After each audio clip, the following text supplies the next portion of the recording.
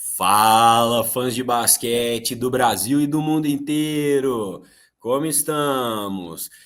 É tempo de caos, é tempo de bagunça na NBA. Estamos gravando um dia depois da vitória espetacular do Indiana Pacers sobre o New York Knicks.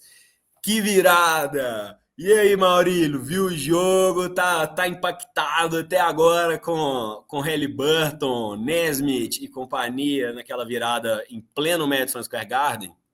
Cara, eu preciso confessar que na hora que abriu 14 ou 16, 14 pontos, faltava dois e pouco, eu meio que desliguei da televisão. Eu estava fora e fui olhar em outras coisas. Eu falei, beleza, agora vai aumentar uma bola de três, vai fazer uma de dois, vai fazer uma falta, não sei. Cara, quando eu vi que a diferença tinha caído para dois, eu falei, para dois? Não, sei lá, para quatro. Eu falei, caramba, esse jogo tá no pau. E aí, bicho, daí pra frente foi loucura, loucura, loucura. O Nesmith virou o Steph Curry, o Halliburton virou o Kawhi. Pô, impressionante, cara. Que jogaço. E não é que o Knicks jogou mal, não, cara. O Brunson jogou muito bem, cara. Foi um jogaço mesmo, em todos os aspectos. A gente vai comentar mais a fundo aí desse jogo, de time a time, tudo. Mas que jogo, viu? Que noite de NBA. Que Foi. bom gostar da NBA nessa temporada. Esses playoffs estão demais. E ontem realmente foi assim: deu aquela coisa da lembrança da história, né? Relembrou os anos ali que a gente gosta tanto, né? O final dos 90, dos 2000 também. E, né, com a história, a rivalidade do Pacers e Knicks ali em Nova York, né? Halliburton fazendo o gesto do Red Miller. Foi demais, foi demais. A gente vai falar disso, mas não agora, porque temos a nossa historinha que o Maurilão trouxe. Aliás, temos historinha hoje, Maurilão? Temos historinha hoje e é em sua homenagem, porque Opa, então envolve o manda ver. Chicago Bulls. Envolve o Chicago Bulls e o GOAT Michael Jordan. Para mim é o GOAT. E numa partida com o Utah, pô, que era o grande rival, talvez, do Michael Jordan naqueles anos, e o Jordan fica ali com o Stockton na marcação, passa pelo Stockton e enterra. E aí, quando ele volta para a defesa, um torcedor do Utah grita, né? Pô, por que você não enterra em cima de alguém do seu tamanho? E aí joga, segue quieto, Pippen com a bola, passa para o Jordan. E aí o Mel Turpin, que era o reserva, pivô reserva do Utah, tá na área e esse cara é tipo um pé mais alto do que o Jordan. O Jordan vai, soca em cima do cara, enterra, volta e vira pro torcedor e fala assim: esse aí tá grande o suficiente? Quer dizer, bicho, não se fala trash talk com Michael Jordan. Faça tudo, mas não fale trash talk com o Jordan. Não, muito boa essa lembrança. Realmente, né? Acho que isso aí me faz até lembrar do Halliburton, né? Essa coisa de ficar cantando overrated. Ontem nós vimos, né? Enfim, acho que a gente pode falar disso daqui a pouco. Queria comentar a notícia aí do dia, né? Shai MVP. O Shai Gilgeous-Alexander, né? Do Oklahoma City Thunder, o canadense que está aí na final de conferência do Oeste, foi escolhido assim com maioria expressiva, né, como MVP. Tinha essa dúvida se seria ele ou Nikola Jokic. É importante frisar de que a votação terminou bem antes, né, da série dos playoffs, então o fato do time do Shai ganhar do time do Jokic não foi relevante, né, para essa votação, porém contribuiu com a narrativa, com a historinha. O que você achou, Maurílio? Achou justo? Cara, eu acho justo. O Shai teve uma temporada sensacional e acho que tem também esse negócio que aí é natural. Quando você tem o Jokic, que ganhou 3 MVPs em 4 anos, para você dar o quarto MVP para ele tinha que ter feito algo extra Jokiciano, porque ele já é sensacional, mas quando você tem o Shai numa temporada igualmente incrível, e você fala, poxa, eu estou na dúvida entre os dois, acho os dois iguais. eu vou dar o quarto MVP em 5 anos para esse cara, ou eu vou premiar um cara que pegou um time jovem e levou para a melhor campanha da liga? Então, eu acho justo. Acho que o Shai está num ano realmente, vem alguns anos muito inspirados e é isso. Daí, ano que vem o Jokic ganha de novo, se for o caso, mas esse ano foi merecido para o Shai, não daria o prêmio para outro, não. É um pouco triste assim perceber, né, essa queda um pouco abrupta assim do Denver Nuggets, né? Foi um time muito simpático quando ganhou há 2 temporadas atrás. Eu achava um time simpaticíssimo, essa dupla de Jamal Murray, o próprio Jokic, né? O Jamal sempre um pouco descreditado, nunca ganhou premiações individuais e tal. O Jokic também, quando foi draftado, tinha propaganda do Taco Bell na hora, então ele mesmo brinca, né, que não acreditaram no gordinho. Então, era um time muito simpático que foi sendo desmontado, né? Saiu o KCP, saiu o Brown, enfim. Agora temos uma nova liga, né? Eu acho que a gente já pode até passar disso, depois a gente fala de especulação, se for o caso. Já vamos falar. Um tema que eu queria trazer, e é por isso que está aí na arte do podcast, é o futuro chegou, Maurilão, porque a gente está falando aqui quem são as caras dessas finais de conferência, né? De um lado, do Oeste, o MVP, Shai, que é um jovem, né? Um canadense, do É Oklahoma City jovem, mas Thunder. já tem uma história, né? O Shai demorou um tempo a se tornar uma super estrela, ele foi um jogador constante e nos últimos anos. Então, assim, ele não chega a ser um Anthony Edwards, que esse sim, muito jovem de idade, né?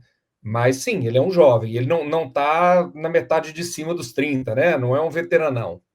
E eu quero dizer também no sentido de, assim, não tá dentro dos medalhões, né? A É, gente não não. tem aí em nenhuma das finais grandes nomes como Kevin Durant, Harden, LeBron, o próprio Luka, né? Que teve na final do ano passado, mas que encontrou um Nico Harrison na vida dele aí. Enfim, temos novas caras, né? O Anthony Edwards que você citou joga demais, tá levando o Minnesota à frente aí, porém ele encontrou um problema chamado Alex Caruso. O Timberwolves estava ganhando. Não, vamos de novo. O Timberwolves começou o jogo muito bem, né? Deu uma impressão. Eu lembro que eu até fiquei a fim de te mandar uma mensagem assim, pô, esse agora que você contra o Nuggets você tinha me falado. Esse jogo tá com cara de OKC e realmente tava, como é que se concretizou. E no início eu achei, pô, esse jogo tá com cara de Timberwolves, né?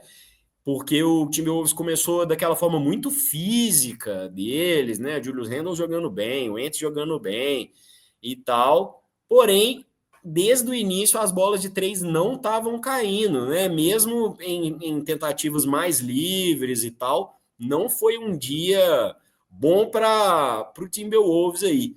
O que você tem a destacar do lado do Wolves para a gente começar, Maurilão? Cara, do lado do Wolves, o Anthony Edwards pouco eficiente e atacando pouco a cesta. Assim, parte disso é a defesa do Oklahoma e eu acho que por ser muito novo, ele é um cara que precisa pegar fogo.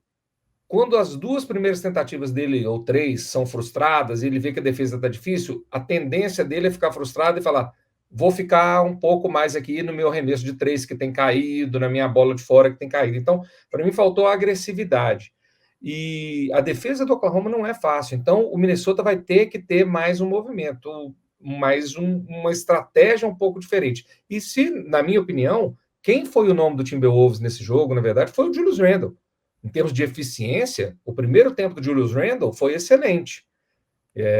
No segundo tempo, ele cai um pouco pelo volume, não tanto pela eficiência, que também é resultado direto da defesa do Oklahoma. Mas eu acho que o Minnesota vai ter que, primeiro, ter um Anthony Edwards mais agressivo, isso não tem dúvida, e começar a acertar as bolas de 3 também, porque tem isso. Às vezes, você vai ter que chutar aquela bola de 3 com menos conforto do que você chutava antes, mas vai ter que fazer, porque se não fizer, cara, a diferença acho que foi de 30 bolas de 3 a mais para o Minnesota, e isso não se traduziu em diferença de pontos. Então, esse índice de acerto precisa subir aí bem no Minnesota. Com certeza, né? Você falou do Julius Randle, ele já vence já há alguns jogos, né? Mesmo nos embates anteriores aí, ele já vem se colocando como a segunda estrela, né? O segundo principal jogador, assim, com uma certa distância. E É o realmente, no jogo, Robin. né? Assim, e até isso, e no jogo de ontem foi um jogo dele, né? Eu estava vendo aqui, jogou 36 minutos, fez 28 pontos e 8 rebotes. Já o Anthony Edwards, né, jogou 37 minutos, 1 minuto a mais, fez 18 pontos, 10 a menos que o Julius Randle, e pegou 9 rebotes. Esse time do Timberwolves depende muito da bola de 3, principalmente dos bancários, né, da rotação ali. O Nickeil Alexander-Walker, que é primo do Shai, não estava acertando. O próprio Naz Reid, né, que teve Nasrid séries, não vem bem, né, cara? Não não vem vem bem bem. já desde o jogo anterior, né? Ele não veio bem, né, já no final ali da última série do Wolves, ele não estava com a mão boa. Ontem foi mal, se não me engano, 11 arremessos de 3 e acertou um. Então, e aí é aquilo, né? Quando não começa a cair, aí tem o Di Vincenzo, que já é um pouco mais Tem mal secundário, mas que se também, cara. espera muito da bola de 3, não caiu. E aí eu acho que a gente pode colocar o Thunder na jogada, porque realmente essa defesa do Thunder, mesmo quando não impede de existir o arremesso de 3 livre do time adversário, tem sempre alguém correndo em cima, não tem aquele livre, né? Eles costumam Exato. dar ali a zona morta, né? Já é uma coisa que contra o Nuggets eles exploraram muito, e até assim o Aaron Gordon pôde crescer um pouco, né, nessa ausência de qualidade, pelo menos, do Michael Porter Jr.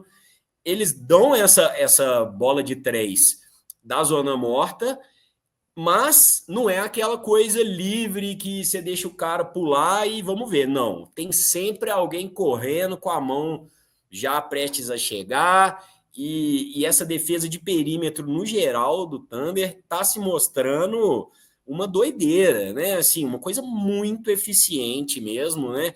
Defesas ganham campeonatos, como você colocou, até no NBA do carro. Acompanhe nossas redes sociais, temos sempre pós-jogo do Maurilão falando no carro, então de vez em quando tem umas coisas de NBA na bicicleta também. Aqui a gente é vários modais, mobilidade sustentável. Mas de qualquer jeito, foi um jogo, mais um jogo, que a defesa do Thunder funcionou muito bem, né? Especialmente um coadjuvante, digamos assim, que já tinha sido protagonista no final, no último jogo, né, no jogo 7, anulando Nikola Jokic, né? Estou falando aqui do grande, do espetacular, do lindo, incrível Alex Caruso. Cara, o que o Caruso tá jogando, né? Até metendo bola de 3. O que é isso? Você esperava que o Caruso ia ter esse destaque nessa fase final da liga, cara? Cara, eu esperava ele como um membro da defesa muito importante, porque o grande lance do Oklahoma é esse, cara. Eles não têm uma defesa, eles não têm 5 jogadores de defesa, eles têm 9. Então você tira o J.W. e coloca o J.Will, é um senhor jogador de defesa. O Caruso é um senhor jogador de defesa. O Queisson entra no lugar do Lu Dort, que é um senhor jogador de defesa. Então eles conseguem fazer uma defesa com 2 pivôs, o Chet e o Hartenstein, ou eles conseguem fazer uma defesa com 5 caras mais baixos. Porque, assim, o time todo defende bem, os 5 titulares defendem bem, e os 3 bancos. E isso te dá tranquilidade para, se tiver alguém quente no outro time, você fazer uma substituição que não vai dispor na defesa, mas que vai pôr mais pressão nos caras. Então, assim, Desculpa. o Caruso. Não, o Caruso eu imaginava que ele ia ter um papel importante na defesa. O que está me deixando impressionado, e que eu não esperava que fosse acontecer, era contar com o Caruso no ataque. Isso eu não esperava. Pois é, tá dando assistência, jogando demais. Assim, e tem outras surpresas além dele. O Cason Wallace, né? Que vem jogando bem demais, muito bom na defesa. Ontem até não pontuou tanto, mas assim, jogou 33 minutos na defesa praticamente, e assim, com mobilidade. E aí você falou, né? O Thunder tem essa questão de tentar um small ball mesmo quando não, né, quando não tá o Chet e o Hartenstein, de certa forma é um small ball, né? Eles tentam, inclusive em termos de jogada, não tem aquela coisa do pivô como centralizador, é uma coisa muito mais ampla de toque de bola e tudo mais. E no início dessa série eu achava que isso talvez fosse uma coisa que o Timberwolves ia conseguir se impor um pouco em cima do Oklahoma City Thunder, porque eles são um time muito alto, muito forte, muito físico, mas o que a gente viu é que realmente essa defesa, que eu acho que o Caruso se torna um símbolo, né, de raça, de dedicação, de velocidade, de não deixar os caras virar de costas. O Anthony Edwards virava de costa, era mão tentando pegar na bola, batendo ali. Realmente uma defesa assim que eu acho que a gente vai analisar isso no futuro como uma defesa game changer na liga, assim, as pessoas vão tentar, igual já emularam diversas formas de jogar, né, até do Celtics ou mesmo do Denver Nuggets ali, tendo um pivô enorme que toca mais a bola, né? A gente pode pensar aí, sei lá, no Şengün, o próprio Hartenstein, na época do Knicks, eles tinham um pouco, tentavam ter um pouco essa lógica, que com o Mitchell Robinson funcionou muito, né, nessa temporada, especialmente na série anterior. Então, o Oklahoma vai mostrando que essa forma de defender, que é muito voluntariosa, que é focada na marcação de perímetro, principalmente, mas que quando eles estão com os dois bigs ali, né, o Chet, que é um cara rápido, né, é um cara que faz essa transição com uma certa facilidade, né, marca para além da linha de três, ou se está preso no garrafão, corre na linha de três ali, na zona morta. Então, assim, realmente, essa defesa do Oklahoma, tá difícil imaginar um time que vai ter, que o matchup vai ser favorável, né? Cara, eu acho assim, todo time, mesmo com a defesa boa, você tem o cara que você pensa, aquele dá para caçar e explorar. Por exemplo, os Knicks. O Knicks é um timaço, mas o Brunson talvez não seja um defensor tão bom. Ou o Cat talvez não seja um defensor tão bom. Então você tem onde explorar. Quem que você explora no Oklahoma? Seria Não o tem. Shai, né? Seria o Shai, E é um mas... senhor jogador de defesa. Ele não vai ser all Pois é, defensive rouba a team, mas bola. ele não é uma roleta, sacou? Que você vai passando. Então, e é um time que tem, de novo, como a gente tem um elenco muito grande, eles conseguem montar esquemas de defesa para cada momento do jogo e para cada tipo de adversário. Quer dizer que eles vão ser campeões por causa disso? Não. Mas quer dizer que isso é uma arma que quase ninguém tem hoje, dentre os 4 times que estão lá? É um time que você tem que montar seu ataque pensando na defesa. Isso é muito louco. Porque normalmente é o contrário. Você tem que montar a defesa pensando no ataque do outro time. É Quando você verdade. vai jogar contra o Oklahoma, você tem que pensar o seu ataque em como que eu furo o esquema desses caras. Então, assim, dá gosto de ver. Dá gosto de ver. É muito interessante isso, né? De pensar assim, como que o meu time faz para não ficar exausto, sofrendo essa defesa de pressão quase quadra inteira o tempo todo. Quando não é quadra inteira, eles fazem aquela zona, né? Que não é bem uma zona, que eles trocam e tal, mas muito bem postado. As regiões onde estão os jogadores ali tem uma zona de 3,5 metros, 4 metros quadrados ali, que você tenta infiltrar, você perde a bola, inevitavelmente, né? Com esses caras, Caruso, o próprio Cason Wallace aí que eu citei, realmente, assim, é uma defesa esmagadora. E eu já tô, assim, pensando, claro, não vamos emocionar, tivemos um jogo de cada lado aí, mas esse time do Oklahoma contra o Indiana Pacers vai ser uma loucura, né? Em termos de velocidade, em Não. termos de doideira, de briga por rebotes ali.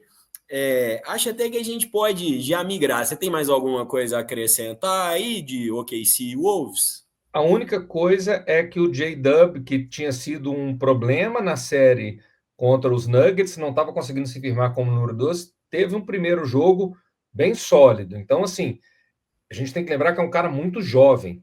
Então, assim, se esse cara ganha confiança ao longo dos playoffs e vira o número 2 que o Shea merece e precisa, o poder do Oklahoma vira outro. Então, assim, ficar atento com o desenvolvimento do J-Dub aí ao longo desses playoffs. Muito bem lembrado. Ele é um grande jogador, né? Também muito bom na defesa, é o famoso 3&D, igual o time do Oklahoma praticamente todo. E a bola quando cai, né? Essa nova NBA, que depende muito da bola de três, ela tem muito isso, de uma certa forma, traz uns altos e baixos, né? Se a bola tá caindo, você tá tendo um jogo. Se a bola não tá caindo, você vai ter que continuar construindo. E o OKC realmente faz isso. No início, eles não estavam matando muita bola, tava uma impressão que realmente, assim, eles não iam conseguir vencer a defesa alta do Timberwolves, mas o tempo foi passando, a defesa do OKC foi tendo mais preponderância no jogo e acabou que a coisa se inverteu, né? O Wolves parou de conseguir matar a bola de três e o OKC foi aproveitando desse contexto.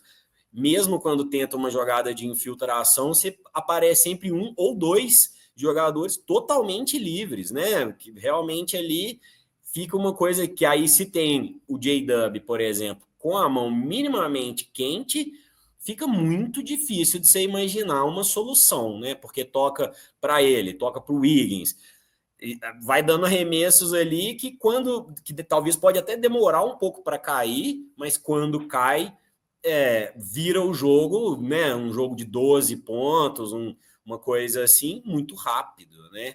E a E defesa. falando nisso, desculpa, A vai última lá. coisa, não, rapidinho, é que a defesa do Oklahoma vira ataque, né?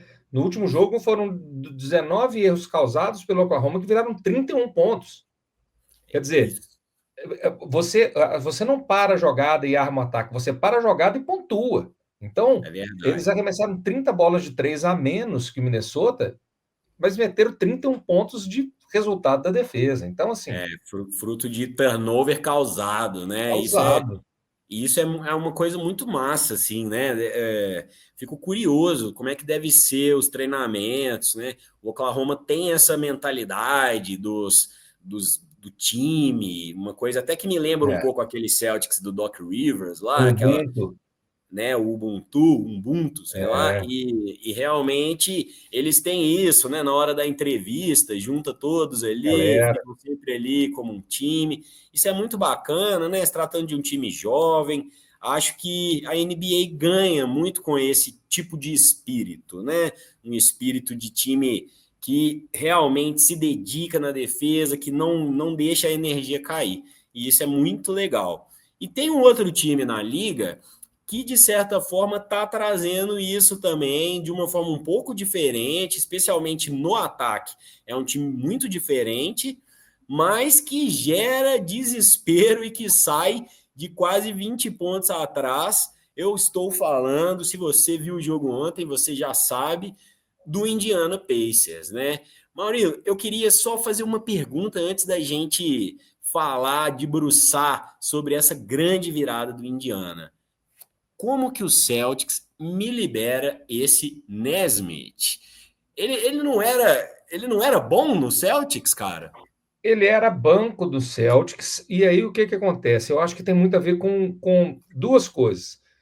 O jogador, quando ele não tem oportunidade no time, ele não. Você vai forçar para escalar ele. Então, eu me lembro do Nesmith entrando e sendo um cara ok, um cara que oscilava, porque não tinha tempo de você investir no cara e pôr o cara para jogar e construir. E eu acho que um grande mérito do Indiana é que é o seguinte: você pode ver que o Oklahoma é um time que construiu como está por draft. O Indiana não. O Indiana construiu por troca. O Indiana trocou pelo Halliburton, o Indiana trocou pelo Siakam, o Indiana trocou pelo Nesmith, o Trocas Indiana trocou ousadas, né? Trocas trocas ousadas ousadas, e mandou que não com, Sabonis e tudo. exato, e que não com estrelas. Que eu digo assim, você não fez uma troca assim, quer dizer, lógico, Sabonis, Halliburton, mas não é uma troca assim do Doncic. Então você vai Não. trabalhando você vai trabalhando com um time com baixo orçamento, fazendo trocas inteligentes e mostra. Então, eles viram no Nesmith, talvez, essa coisa de falar, esse cara é ágil, esse cara movimenta. Para o nosso tipo de defesa, para o nosso tipo de ataque, esse cara vai encaixar direitinho. Passa ele para cá. Se não me engano, se não me engano, não, desculpa. O próprio Siakam, o Pascal Siakam, é um cara que ele vem a um preço bom, por quê? Porque ele estava no time do Toronto, não ia lugar nenhum. Então você traz e fala, poxa, eu não tenho um time pivôzudo, eu tenho um time que eu preciso que ele seja ágil e rápido. O Siakam é isso. O Siakam tinha aquele time esquisito de Toronto, que todo mundo tinha 6 e 9, né? Era um time que não era alto, mas também não era baixo. Então, ali no Indiana, ele se encaixa. Então, eu acho que assim, o Nesmith é um cara muito bom para o Indiana e bom. Eu posso estar sendo até injusto, mas eu acho que assim, ele não é um cara igual o Siakam, que em qualquer time que você colocar, ele vai render. Mas ele é um cara perfeito para o Indiana. Perfeito para o Indiana. E para outros times, entendeu? Então, assim, ali ele encaixou. E ontem, cara, vamos falar aqui, né? Ontem não foi o Nesmith em casa. Que nem o Bird fala, que no jogo que o Jordan meteu 69 pontos no Celtics, ele falou assim, hoje era Deus que estava fantasiado de Michael Jordan. Ontem foi o Steph Curry fantasiado de Nesmith que jogou. Porque, assim, fora do normal, cara. Inclusive, assim, aquele final, né, realmente me lembrou das Olimpíadas do Curry ali. Ah, o É, jogo tá perdido, o jogo tá perdido. Não, peraí. Eu vi até comparações hoje, assim, com o Djokovic. Tipo, o Pacers não aceitou perder aquele jogo, né? Um jogo foi. que parecia perdido, você mesmo falou. A 12 pontos ali, a coisa já, eu também já tava vendo, tipo, pô, é isso então, tá resolvido, Já né? pega Vamos o dormir que celular, trabalho amanhã é cedo. dá uma olhada no Instagram, sacou? Porque aquilo ali não vai render muito mais. Mas na hora que caiu a segunda bola de três seguida dele ali, aí deu uma impressão assim, uai, Será será? que esse Né? negócio E vai? aí, e aí é aquilo, né? Tem que ter uma confluência de fatores ali para chegar nessa virada. Que assim, é por isso que o basquete é tão interessante, né? Por isso que a NBA é tão massa, porque é isso. Um jogador, eu acho o Nesmith um ótimo jogador, acho que ele encaixaria em muitos times, ele é bom na Sim. defesa, ele é um 3&D, né? Ele é rápido, ele sabe jogar em transição, sabe chutar em transição. Então, assim, mas é isso, não é um cara que você vai esperar que vai meter 6 bolas de 3. Ele pulou de 8 pontos no jogo para 30. Nos primeiros quatro, ele tinha 8 pontos. É. Posso confirmar esse número exato, mas era mais ou menos por aí. No intervalo, ele estava com menos de 12 pontos e finalizou o jogo com 30 pontos. Assim, um jogo memorável, bola de 3 e aquela coisa, acerta uma, a defesa adversária falou: vamos ver então se vai acertar duas. Tá Acerta duas. quente Ah, não, mas mesmo? três você É. não vai acertar, mano. E acerta. Aí nessa hora, eu imagino assim, que foi a hora que a galera da torcida começou a derreter, né, lá em Nova York. A torcida estava toda animada, deu aquele silêncio, aquele astral de ops, algo está acontecendo aqui, meu Deus. E aí isso foi coroado de uma forma absurda, uma forma assim, me faltam adjetivos. Talvez você que é um publicitário, um redator publicitário, pode me ajudar a achar adjetivos para o que foi aquela cesta do Haliburton. Ele tenta entrar, vê que vai ser marcado ali pelo, acho que se não me engano era o Mitchell Robinson, Acho que fala, era não, Mitchell Robinson. espera aí, volta de um jeito assim, que ele tem meio desengonçado, tal, volta para a linha de três, e mata aquela bola que foi uma mistura daquela bola do Kawhi que quica, né? A bola dele quica, só que ela sobe mais alto, né? Ela vai muito alto depois do kick.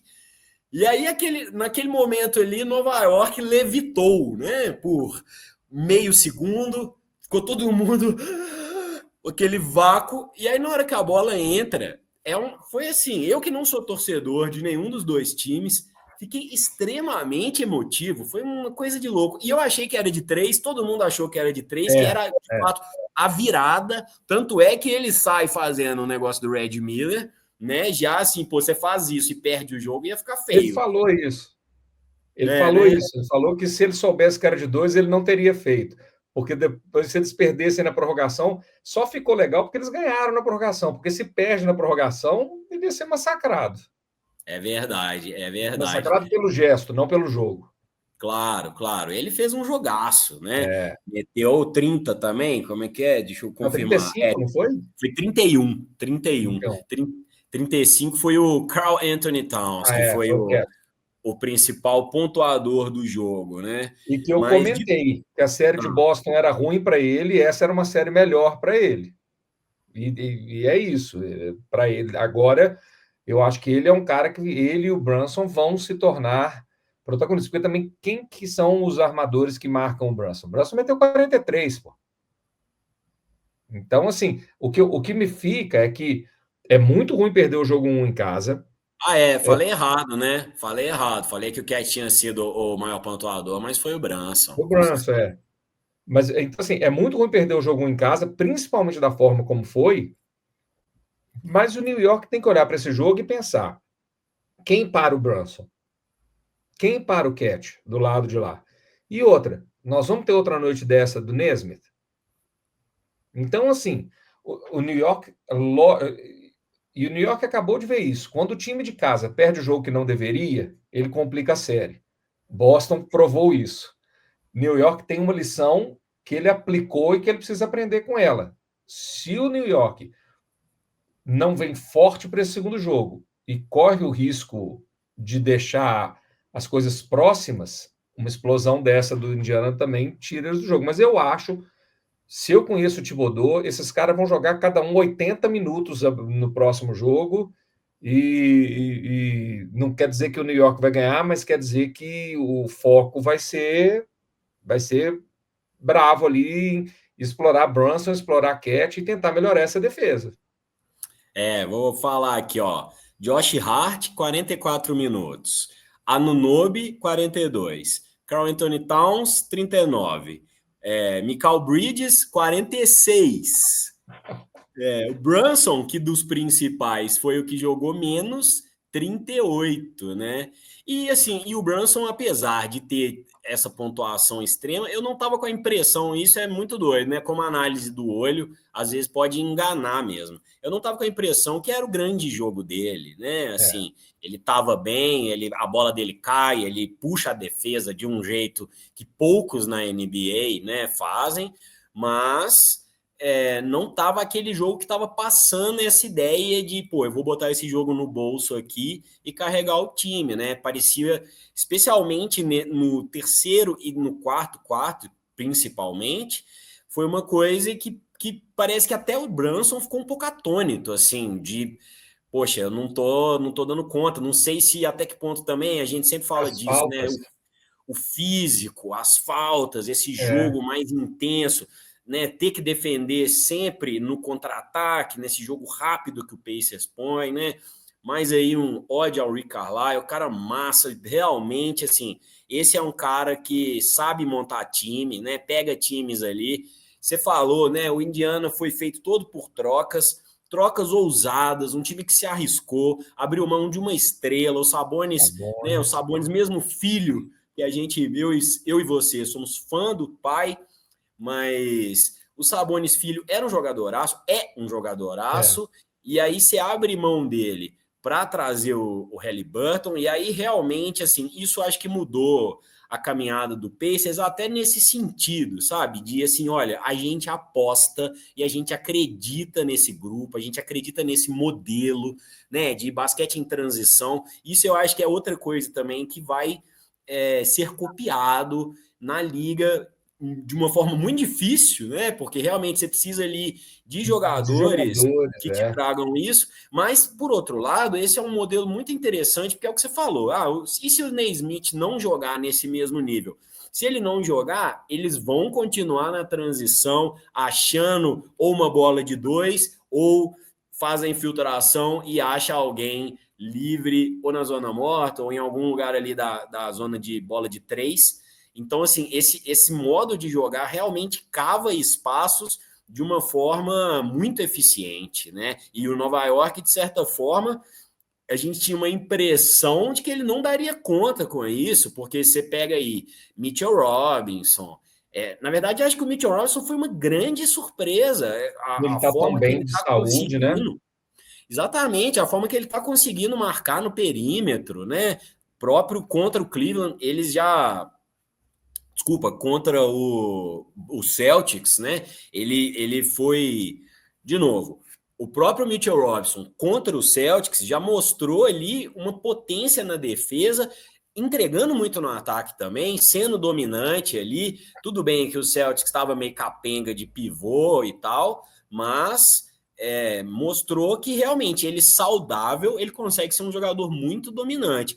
E nem ele, nem ninguém do Knicks parecia que conseguiria segurar essa velocidade do Pacers, e ao longo do jogo pareceu que estavam conseguindo, né? De certa forma ali, essa defesa muito dura com o Hart, com a Anunoby, né? A Anunoby jogou bem ontem, meteu Jogou várias bem. bolas de três, foi muito bem na defesa. Eu acho que o que preocupa o Knicks, eu acho que é um pouco isso, porque foi um jogo bom. Apesar do derretimento ali, se é que a gente pode chamar assim no final, porque os caras estavam fazendo sexta e o Brunson ia lá e fazia mais uma de dois. Ele ia lá e fazia mais uma de dois. Tipo, não foi aquele momento que o New York começou, né, a ficar gelado e não cai nada, aquele desespero. Não. Eles continuaram pontuando, só que foi a Pacers Avalanche aí do Indiana mesmo, né? E eu acho que entra um pouco de detalhe no sentido assim: Brunson acerta um lance livre de 2, Anunoby acerta um lance livre de 2, 2 pontos. A diferença foi de 1 ponto, foi de empate para ir para a prorrogação. Quer dizer, esses detalhes que talvez passem a sensação de que o time se descontrolou e tal, mas, cara, se você errar um arremesso de 2, acontece, cara. E principalmente ali com a pressão. Então, assim, e tem uma coisa que eu acho, quando você joga com torcidas muito apaixonadas, não me lembro quem que falou isso, mas que ele fala o seguinte: você consegue sentir o jogador, o estádio, todo mundo, você consegue sentir quando o momento vira. Tem um tipo de silêncio que é diferente num jogo meia-boca. No jogo meia-boca, você não percebe isso. Quando você tem a torcida vibrando muito e de repente começa a ter silêncios, ou quando o cara do seu time erra, você aplaude, ou você xinga. Quando o cara do seu time erra e você ouve aquele de desânimo, a torcida saiu do jogo. E se ela saiu do jogo, é porque ela viu que foi uma questão de que o momento virou. E que é muito difícil desvirar isso. Então, eu imagino que o Madison Square Garden, e isso eu acho que é só ao vivo, eu imagino que o Madison Square Garden tivesse ontem num suspiro a cada lance livre errado que devia bater fundo nos jogadores. Então, errou um lance livre, não é um grito, mas é um... que o jogador deve sentir isso, cara, não tem como. É uma queda na confiança mesmo, né? Geral. Eu queria ser uma mosca para estar no vestiário do Indiana Pacers depois, né? O que o Carlisle não deve ter falado? Falou, cara, agora vocês me tratam de ganhar esse jogo aí. Depois disso tudo, agora É. vocês vão vencer. Me ajuda aí. Porque realmente foi uma virada muito doideira. Eles estavam a quase 20 pontos, faltando o quê? 2 minutos? Uma coisa de louco. 2,50 eles estavam a 14 pontos. Pois é. Então, assim, muito legal. NBA no seu máximo, né? Todo mundo que eu converso, assim, que acompanha a NBA, que estava vendo, me mandou mensagem, a gente se falou, falei com outros amigos. NBA no seu máximo. Quem perdeu esse jogo? Especialmente a experiência ao vivo, eu costumo ver atrasado por um golpe do destino. Eu estava já no normal, porque é aquilo que eu falei, eu vou vendo e depois ele sincroniza. Não sei nem se eu falei isso no pod. Um dia eu dou essa dica para quem quiser evitar as propagandas aí. Mas de qualquer jeito, eu estava vendo ao vivo e aquilo ali, velho, era quase 1 hora da manhã, aqui em casa, um silêncio. Eu moro no centro aqui de Belo Horizonte, um silêncio já, uma coisa que não é normal aqui. Cara, eu fiquei igual uma bola de pinball aqui dentro de casa. Eu falei, meu Deus, daí fui, eu preciso comer alguma coisa, eu preciso beber, eu não sabia onde que eu me encaixava. Agora, você imagina um torcedor do Knicks, né?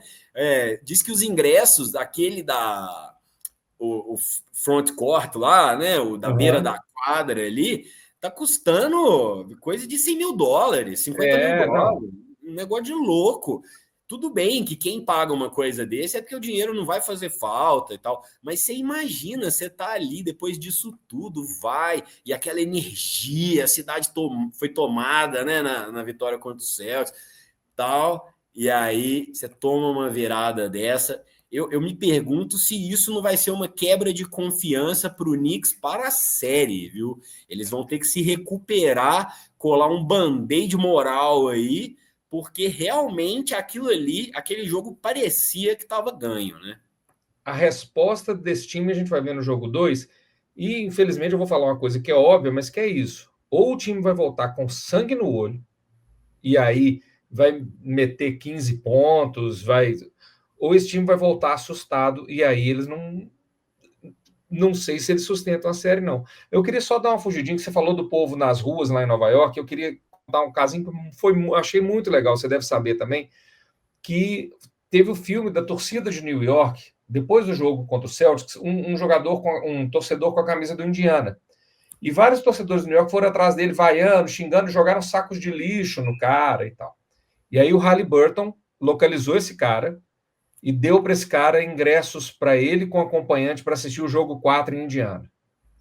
Então, isso é muito legal, porque o que acontece é o seguinte: tem que ter um limite para a torcida, cara. E essa não é a torcida de Nova York. A torcida de Nova York é sensacional, é das melhores da NBA, porque é um pessoal que entende de basquete, não é só fã fanático e cego, não.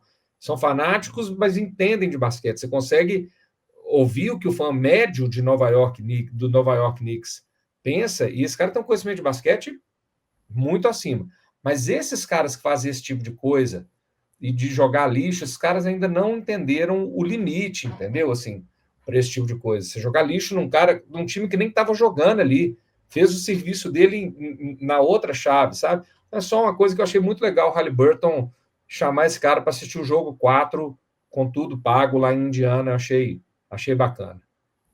Halliburton mexeu as suas cartas do karma, né? Se a torcida do Knicks fez isso contra um cara sozinho, que é isso também, por essa questão de escalar, sempre vai ter um mais bêbado, um mais exaltado. É, Então, se você tá ali, você não vai ficar tentando intimidar um cara, né? Essa não é uma cultura do basquete. A gente sabe que o mundo tá mais agressivo, mais sei lá o quê, extrema direita e sei lá o quê, mas realmente foi muito além, foi feio demais isso.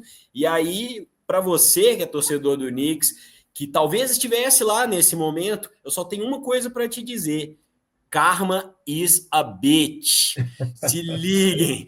Halliburton sabe disso. Eu tenho certeza que todos os jogadores do Pacers viram esse vídeo, ficaram mexidos de alguma forma. A gente sempre fala isso, né? Daquelas é. pequenas coisas que os treinadores se apegam para dar uma motivada. Então, assim, o Halliburton não só viu, como chamou o cara para jogar, para jogar, não, para ir ver o jogo em Assistir o jogo. Indiana, assistir e tal. Eu tô doido, inclusive, para ver. Eu espero que eles enquadrem nessa pessoa lá, né?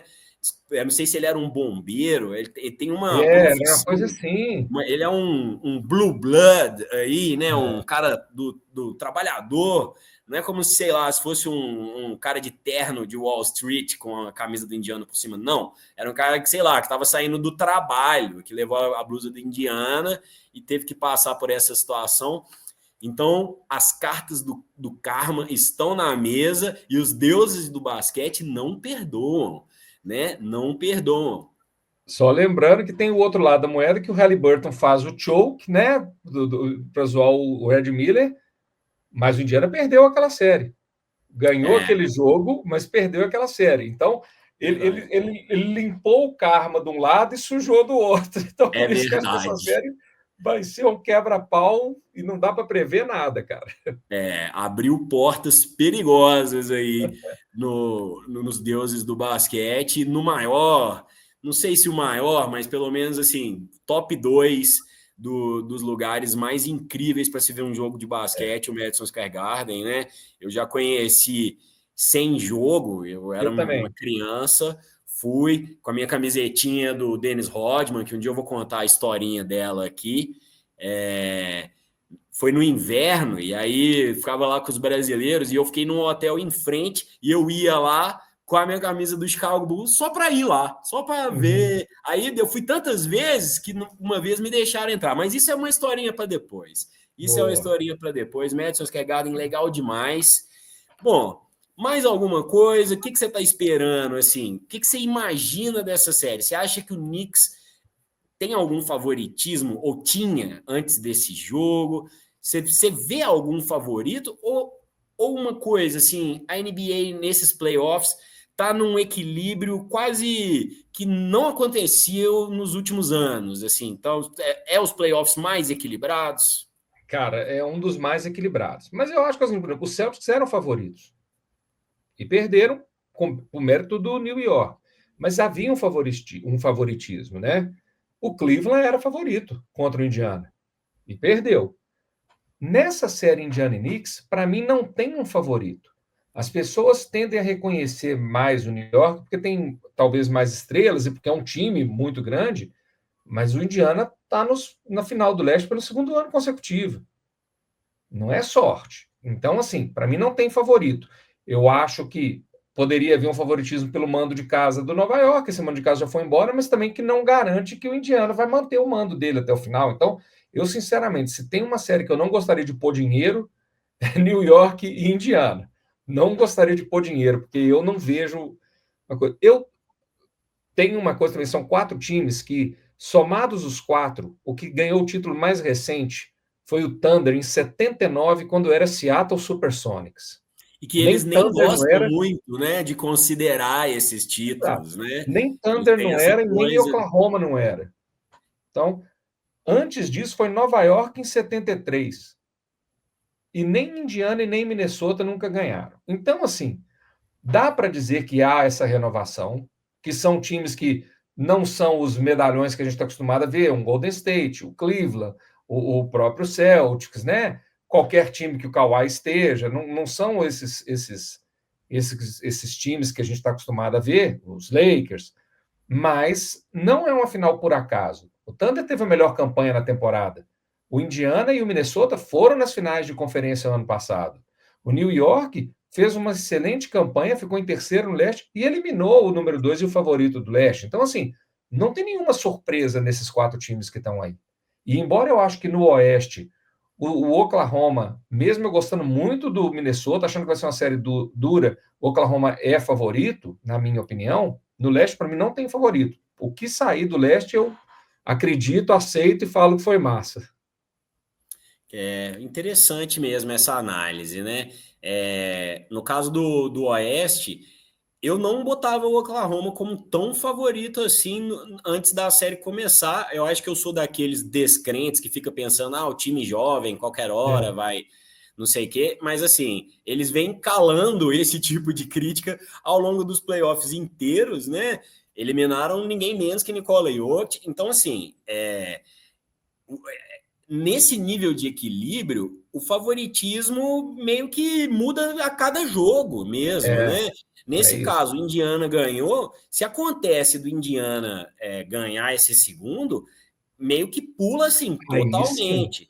Mesma coisa do outro lado, né? Se o OKC conseguir vencer, fazer um 2-0, passa uma impressão de que o time adversário não vai achar soluções, né? Não adianta, vai ser um pouco o que aconteceu com o Celtics. A Machucou, diferença, tal. a diferença é que o OKC ganhar 2 em casa é meio que obrigação. Minnesota pode ganhar 2 em casa. Se o Indiana ganha 2 fora de casa, aí é igual o Celtics. Aí fica mais complicado. Porque o grande mérito do Nova York foi o seguinte: Nova York ganhou 2 jogos em Boston que o Celtics estava 20 pontos na frente. Isso quebrou o time do Celtics. Claramente quebrou os caras, entendeu? É, assim, eu acho que essa série ela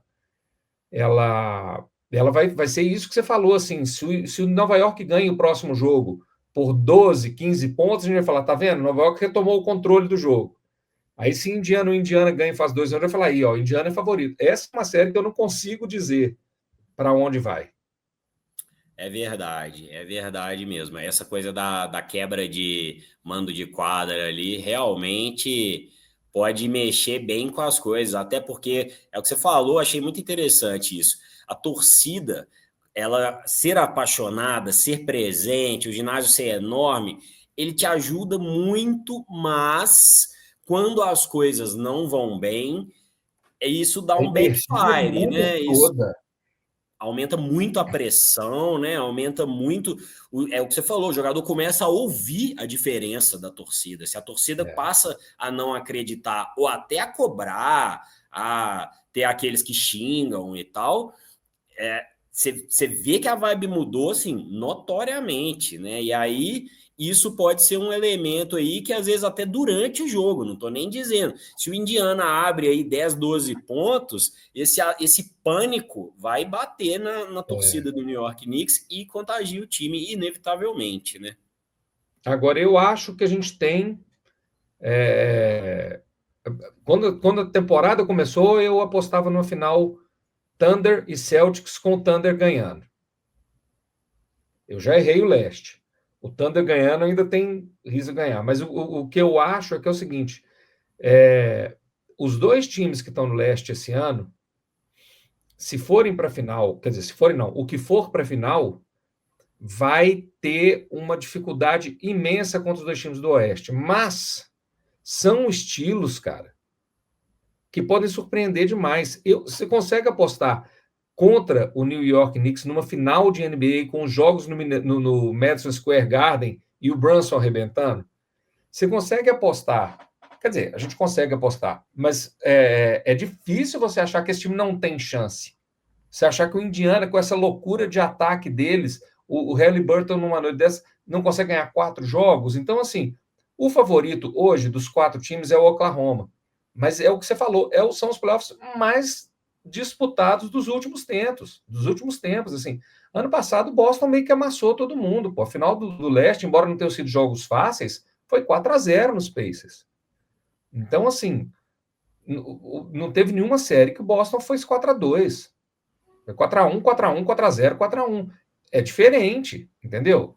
No ano anterior, quando o Nuggets ganhou, o Jokic era um cara que, né, que você já olhava e falava, a gente sabia que quem ele fosse pegar no leste, que eles iam amassar o Miami, com todo respeito àquele time do Miami, de Jimmy Butler, mas ninguém sem consciência achava que o Miami fosse ganhar do Nuggets. Esse ano, você não. O Thunder é favorito, mas você não vira e fala assim, tá tranquilo, fechou o caixão. Você não pensa isso, cara. Até porque eles dependem muito também da bola de três, né? Então, E do é isso, Shai. um jogo que a bola não caia, um jogo que o Shai seja bem marcado e tal, pode mudar muita coisa. É um time muito Exato. completo, sai um, entra outro, é um time, né, com um plantel robusto ali, de jovens que todos defendem e matam bola de três, mas é isso, você não tem ninguém no nível do Shai, né? A gente já falou do J-Dub J-Dub. aqui, Quem é o segundo cara? É o pois J-Dub? é, Se não tiver uma noite boa. e a gente já viu isso acontecer nesse playoff, né? Exatamente. Então é isso, assim, o que eu mais tô torcendo é para não ter nenhuma lesão É, entre essas estrelas, entre esses caras legais, nem o Caruso, essas pessoas que têm sido protagonistas nessas séries, eu tô torcendo muito, assim, que eu acho que agora esse momento tá para a gente desfrutar a NBA. Realmente duas são séries, jogo 7. Duas séries, jogo 7. E que ganha o tomara. melhor no jogo 7. Aí seria mundo ideal, jogo 7. Quem ganhar nessa loucura ganha. Apesar do que, eu acho que a do leste, por causa desse lance da torcida, pode não chegar por causa disso, de tipo assim, o astral mudar muito no É. meio da coisa. E aí, eu não sei, eu sou um pouco emocionado, vou confessar. Fui arrastado pro Indiana, achei que o que o Indiana fez foi bem uma coisa de time Foi que é fora do campeão, normal. né? A sorte de campeão ali. Então, acho que seria muito legal o Indiana ser campeão da liga. Não. Assim, que Se nunca a gente ganhou o falasse isso no título. início do ano, né, seria coisa Não. meio inimaginável. Mas aí você lembrou, foram finais de conferência do ano passado, vieram bem, né? Já na Copa NBA ano passado brigaram, esse ano também não foram tão longe, mas brigaram. Então é aquilo. O Indiana tá me cativando, mas ainda eu concordo com você. Eu acho que o Oklahoma, por conta da defesa, né? É É isso. isso. A melhor coisa dos playoffs, a maior característica que existe nos playoffs hoje, não é o Michael Jordan, não é a bola de três do Celtics, é a defesa do Oklahoma. É assim, o melhor item dos playoffs, assim, melhor no sentido assim, Está o sendo mais maior. ganhando jogos, né? Exatamente. O maior fator não é a performance individual do Edwards ou do Brown, é a defesa do Oklahoma. É um conjunto. Né? Mas é isso, de novo, garantia nenhuma. Para o Minnesota ganhar essa série, não dá 2 palitos. Cara, e eu queria ver com você, porque eu ouvi algumas críticas que eu nem concordo tanto, mas com relação à arbitragem, né? De certa forma, o Caruso marca fazendo falta e o juiz não, meio que tão liberando por ser esse time do OKC e tal. A gente tinha comentado, né, que no início dos playoffs a coisa estava um pouco mais liberado, a porradaria aí. Que você está achando? Você acha que isso teve alguma influência? Você vê. Eu nem gosto muito de falar de É. arbitragem, mas é que tem sido uma pauta recorrente, especialmente nesses playoffs. Você está achando, até agora, nessas finais de conferência, que isso influenciou de alguma forma? Cara, não influencia para mim no sentido de houve erro de arbitragem. É lógico que quando os árbitros deixam jogar mais, deixam pegar mais, um jogo mais pegado, com menos faltas, eles favorecem um tipo de jogador. Mas aí você vai dizer que se eles também não deixarem fazer falta, eles vão favorecer outro tipo de jogador. Então não tem. Se tiver dentro da regra, e como eu acho que está, eu não estou vendo grandes falhas assim, é uma questão de estilo de jogo. E nos playoffs a coisa costuma ficar mais pegada e mais solta mesmo. Então, assim, faz diferença? Faz. É benéfico só para um jogador? Não. Se fizer do outro jeito, vai ser benéfico para outro time. Então é o seguinte: o Caruso se beneficia disso. Porra, massa, ele está fazendo alguma coisa errada? Não. Sabe quem mais se beneficia disso? O Anthony Edwards, entendeu? Que é um cara que também marca muito forte atrás. O Julius Randle se beneficia disso. Então vamos olhar. Julius Randle é um cara que pega forte. Então, beneficia algum tipo de jogador? Pode estar prejudicando outros. Ok, Mike Conley sai prejudicado nessa, porque é um cara mais velho, mais franzino. O cara vai fazer o quê? Entendeu? O Julius Randle sai beneficiado. Se a gente for para o leste, é a mesma coisa. Você deixar as faltas correrem mais soltas, prejudica o Brunson, que é um cara que vai muito para o contato, mas favorece o Mitchell Robinson, favorece o Anunoby. Então, assim, sabe, no Indiana favorece o Miles. Então, não tem para mim uma. É o jeito de apitar, entendeu? Se tivesse sendo apitado do outro jeito, marcando todas as faltas, eu ia falar aí, ó, tá fazendo o joguinho para beneficiar o Brunson, para beneficiar o Haliburton, para beneficiar o Shea, para beneficiar o Edwards, que são os caras que vão muito para a cesta. Então, se tivesse tendo muito erro de arbitragem, por exemplo, se a arbitragem não tivesse visto aquela bola de 2 do Shea e tivesse deixado como 3, É a do aí a gente podia Haliburton, né? reclamar. A O do Haliburton, Haliburton. desculpa. Aí a gente podia reclamar, entendeu? Que aí você podia falar, porra, é um erro que comprometeu o jogo porque beneficiou um lado. Eu não acho que a arbitragem hoje beneficia um lado e eu acho que os técnicos têm que pensar. Se eles estão deixando jogar, como que eu vou montar meu time? Quem que eu vou colocar mais tempo? O que eu faço em termos de esquema defensivo? Acho que é isso. Nossa, excelente análise desse tema, Maurílio. Gostei muito. Acho que é por aí. Você conseguiu traduzir que até dentro do próprio time ali, de um time, vão ter jogadores que, de uma certa forma de arbitragem ou outra, vão ser favorecidos ou desfavorecidos, né? Então, acho Exato. que isso encerra o assunto de arbitragem.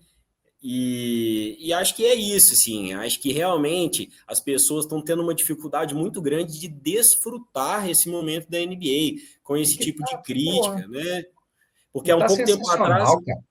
pois é, tá incrível. Há um tempo atrás tinha aquela coisa do Harden que trombava nos caras e tentava fazer ali um arremesso para ir para o lance livre. Isso foi realmente um momento ali que eles exageraram um pouco, né, na coisa da aterrissagem e tal. E agora eu acho que é isso, assim, no playoff em geral, isso acaba ficando mais solto. E eu também não vi essa coisa de 2 pesos, 2 medidas. O É, Caruso, a galera fala muito dele, mas o Caruso é um jogador limpo, né? Você não vê jogadas onde o Caruso pula, né, ou põe o cotovelo na ele não frente, é o ou Draymond joga. Green, pô. Como é que Ele não é? é o Draymond Green. Ele não é o Draymond Green, que é um cara sujo. É, longe disso. É. Pelo contrário, você vê que o negócio dele ali é que ele é rápido. A velocidade sendo usada em prol da defesa. A forma que ele escapa do pick and roll, né? Vem ali, ele já cola no cara que ele tá marcando. Impossível você segurar um cara desse para te impedir ali de fazer, né, o bloqueio. Você quer um exemplo disso que eu acho muito inteligente? Repara no Minnesota e em Oklahoma que o Chet nunca está com o Julius Randle. Porque eles sabem, o Julius Randle é físico, os juízes estão deixando solto. Se eu deixo o Chet com o Julius Randle, ele mata o Chet. Então, quem que eu coloco no Julius Randle? Eu coloco o Lu Dort, que é forte, mesmo sendo mais baixo. Eu coloco o Hartenstein. Eu coloco qualquer um, menos o Chet. É, Isso é dever do técnico. em boa parte, foi o Caruso que marcou o Julius O Randle, cara usa né? o Julius E, Randle. e eu acho que isso mudou, porque não começou assim, e o Julius Randle foi caindo ao longo do jogo na medida que o Sim, Caruso começou a marcar mesmo. Na troca, o Caruso era Anthony Edwards ou ele. Então, em alguns momentos, o Dort estava em um e o outro em outro, né? Isso sim. realmente. E isso que você está falando aconteceu, por exemplo, com o Rudy Gobert, né? O Shai foi Exatamente. para cima e nas trocas muito inteligentes que, de certa forma, o Wolves não conseguiu escapar de fazer, de ter que trocar, e aí o Shai, daquele jeito, que ele é liso, dançando, ele bailando em frente ao Rudy Gobert, subiu o Rudy Gobert, quadril duro, aquele jeito que a gente já conhece, vai fazer a falta, Vai. inevitavelmente, isso é do jogo, é o clássico, né, de um pivô frente a um armador, driblador e tal. E aí, realmente, gostei. Hoje, E o hoje Oklahoma tem você uma tá dez coisa. dez hein, Maurilão? Hoje você tá 10-10 aí, velho. E o Oklahoma tem uma coisa que, por ter esse elenco tão profundo e com caras todos bons de defesa, é o seguinte: você sabe a história do caçar a galinha? O cara Não. tinha uma galinha que precisava pegar a galinha. Ele pega o sobrinho dele e fala: bicho, vai lá pegar essa galinha. Aí sai o moleque correndo atrás da galinha, bicho, e pena para todo quanto é lado, poeira, cai o moleque, voa a galinha, dá 20 minutos, tá o moleque com a língua de fora e a galinha toda espanada do lado, o cara vai lá e pega a galinha. Fala assim: aqui, ó, é só pegar. Então, o Oklahoma faz isso. O Lu Dort cansa a galinha, o Keyson Wallace cansa a galinha, o Hartenstein cansa a galinha, e quando o Caruso marca, sem demérito nenhum para o Caruso, mas que eu digo, a galinha está cansada. Então, os últimos quartos para você marcar alguém que esses 4 caras já marcaram ao longo do jogo, o cara já está morto, pô. Porque a gente em cima dele o tempo inteiro. Então, o Oklahoma, justamente porque tem um banco todo focado na defesa, ele consegue cansar a galinha. O Caruso começou no Jokic, no final, quem você colocasse no Jokic, o Jokic já estava exausto. Entendeu? É Essa isso, né? analogia é maravilhosa, velho. 11 de 11 no Maurilão, tá demais. Hoje o editor vai sofrer para achar cortes, viu? Não sei quem será essa pessoa, Esse mas ela vai ter abençoado. esse pobre coitado que vai ter que escolher alguns minutos para colocar nos shorts e nas redes, enfim. Mas realmente, adorei. Acho que essa pode ser a nossa primeira ideia de camiseta, velho. Caruso, Jokic e uma galinha. Vamos cansar a galinha. Sensacional, sensacional. Adorei. Bom, acho que é isso, Maurilão. Acompanhe o Poste Baixo, notícias de basquete de NBA, de NBB. Siga o Poste Baixo, deixe o seu like e apresente para o seu amiguinho e amiguinha que gosta. Eu vou encerrando por aqui, Maurilão. Boa noite, muito obrigado mais uma vez. Valeu, até mais. Boa noite. Então é isso, até a próxima e bons jogos. Desfrute a NBA que tá demais.